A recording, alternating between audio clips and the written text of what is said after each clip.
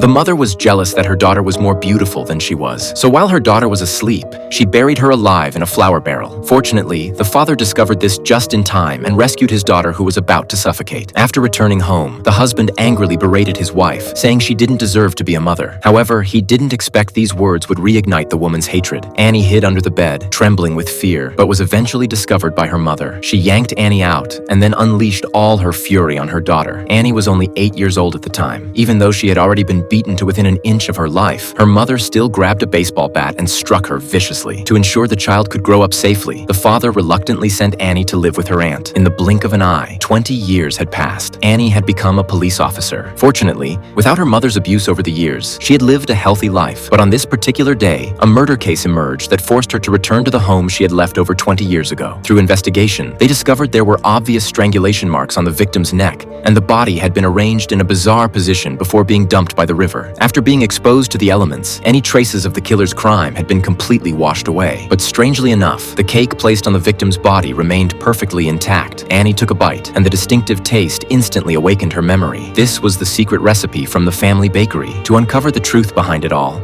after some internal struggle, Annie finally entered that hospital room. Her mother was now nothing but skin and bones, terminally ill. However, when Annie approached, those eyes were still filled with hatred, even lunging forward as if to tear her apart. The terrifying scene left Annie nearly breathless. She never expected that after more than 20 years, her mother would still hate her to the core. Before leaving, the doctor told her that her mother suffered from intermittent mental illness and would go crazy whenever she saw young, beautiful women. The fact that she had survived this long was thanks to her brother-in-law's regular visits, and he always brought a piece of cake with him. These words sent a chill through Annie's heart. She immediately drove to her brother-in-law's house. When she pushed open the warehouse door, the scene before her left her stunned. But before she could get a clear look, she received a violent blow to the back of her head.